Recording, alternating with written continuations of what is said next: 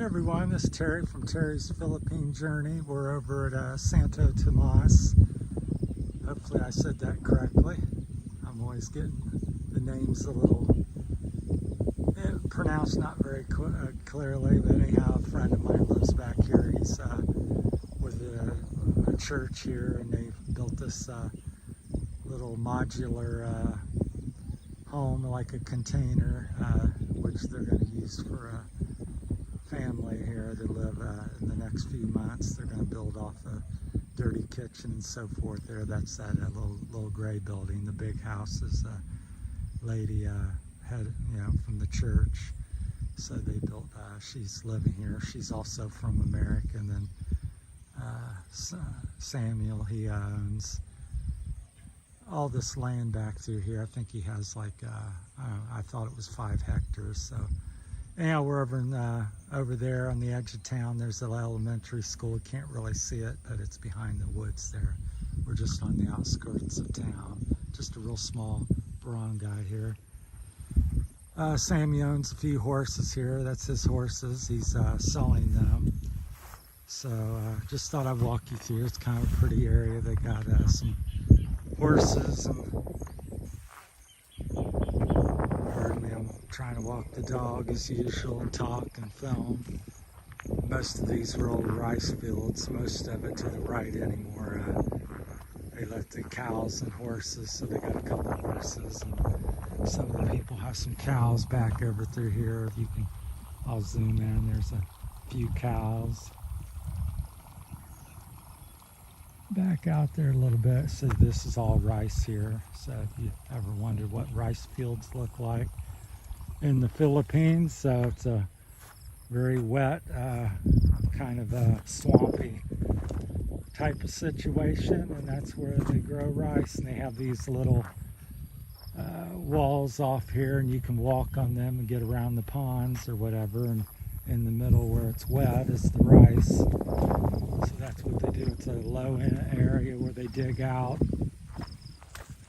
and so they can flood it. And they got little channels that go to one field to the other, so it's rained quite a bit. It normally may not have that much water in it at this time, but it's been raining a lot lately.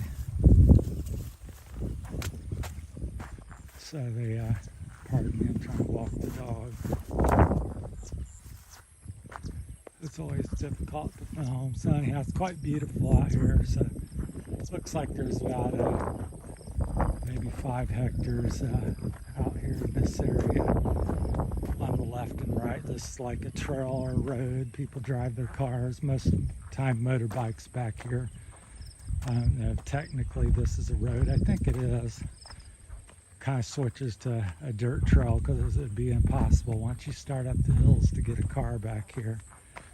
But it's typical province life and situations. So corn and sugar cane and rice fields and coconut trees. There's a bunch over there. You can see it's beautiful, and some bamboo there on the left-hand corner.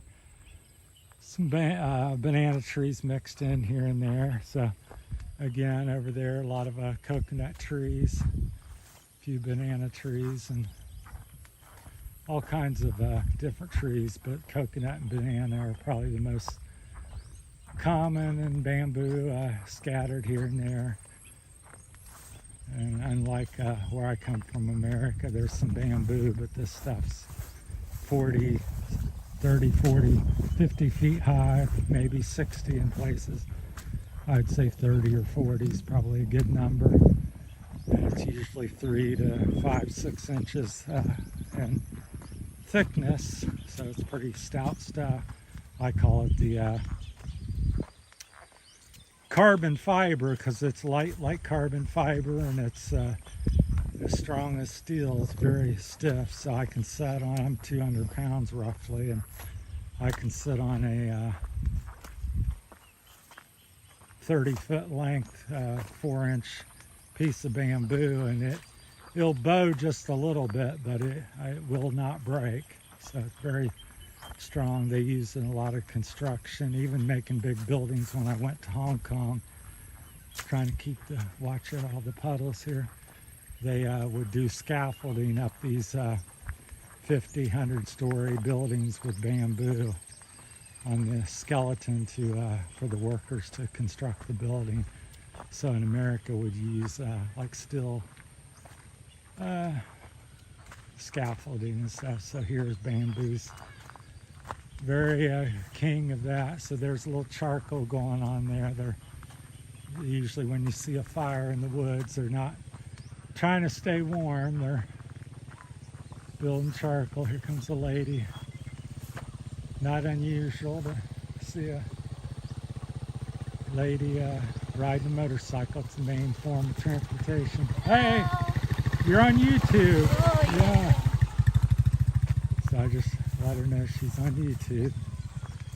So that's how they get around. Motorcycles are the king here. So many forms of transportation, but it's trikes and jeepneys and big yellow buses on the main streets, and a few bicycles, but motorcycles are probably number one way people get around. They live back here in the hills and all over the place back here. There's homes. You never would think in some places, but they're up on the top of the hills and the valleys. There's a lot of wide open spots, but there's also sprinkled in wherever somebody can build a house. Somebody fits in there and builds it. So that reminds me of the story about the difference between America and here. It's I'm learning stuff all the time. Is here people, somebody, a parent might own, relative may own 50 hectares or something, and the whole family builds on it, and they all share ownership, and cousin and a friend and whoever builds on it, and so people will have land and maybe not own it and still build on it. There's a family over here that goes across here I met.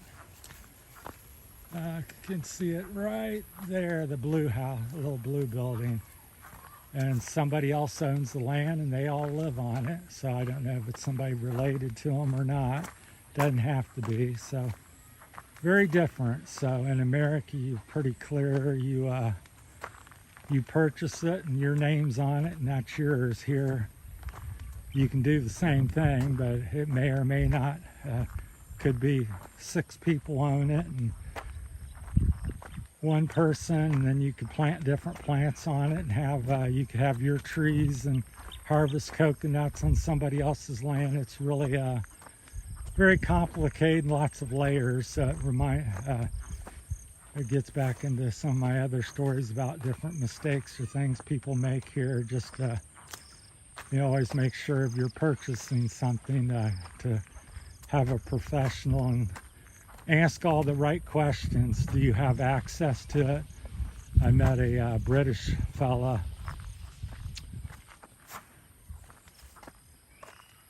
Pardon me, the dog's dragging me. But he was up near Ahoy, and he purchased a piece of property, about 100 acres or 22 hectares approximately, something like that. And he got done. He just, kind of gotten here. I guess even his wife was Filipino. And he bought it, and it's like, well, I'll just drive up this lane. Well, he didn't have ownership of the right-of-way to get to his property. So after he purchased it, everybody kind of knew he was, expat and had some money. So they said, well, you can't get to your property unless you pay us or purchase right-of-way to it. So the right-of-way to his property ended up costing him, I believe all this is what I think I can remember, 3 million pesos, which is, I believe, $60,000 here in the Philippines, just to get access to his property. The gentleman eventually made a resort there. But so yeah, you got to be very careful here in the Philippines doing anything, because you can't just assume that, in Germany or America or wherever you're from, that everything's the same, because trust me, it's some similarities, but it can be quite shockingly different. So here's a beautiful young rice field. It looks like just beautiful. It looks like Ireland or something, just a very sharp green. So it's all the way down through about as far as you can see, and back here this back side. So it's quite beautiful.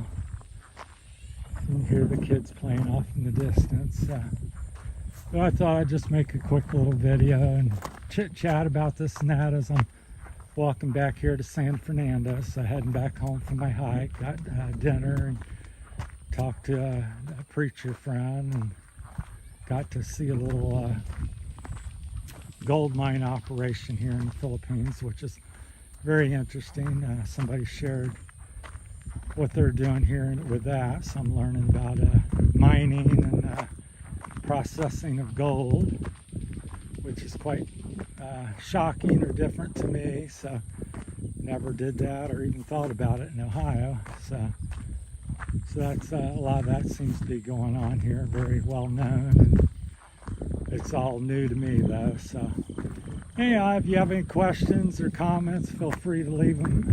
Get back with them. Most of them is when I can and find them. Depends on the internet load and service. We're always having brownouts or some sort of shortage here of something, so it's always changeable. Again, that's the Philippines, so don't come if you're expecting perfection, and hurry up and get everything done. And electric always working, and internet, because that's certainly not the case here. So always something new, and you got to roll with the punches and really think things through before you rush and buy land or do something. You got to ask a lot of questions. So I highly recommend you getting hiring a professional, some attorney or something that understands the things here in the Philippines. Plus you're very smart and understand that it's very different. So I've learned all these things in the last almost 7 months. So another 10 days or so I'll make my 7-month review. So in a few more days. So it's basically kind of like this. I just talk about things that I've been thinking here and finding and share with you. So try to make one at least once a month or every week or so. I go into a little topic about something, ramble for a little bit. So, well, thanks everyone. Kind of trying to beat the rain home. I think there's a little rain brewing up in the distance. It's the rainy season here. So almost every day we get a downpour for 15 minutes or an hour, and looks like a flood zone. Then it starts to dry up, and then may get 1 to 2 or 3 a day. So, all right, everybody, take care. Like I said, July the 5th, 2023. Thanks for watching. Bye.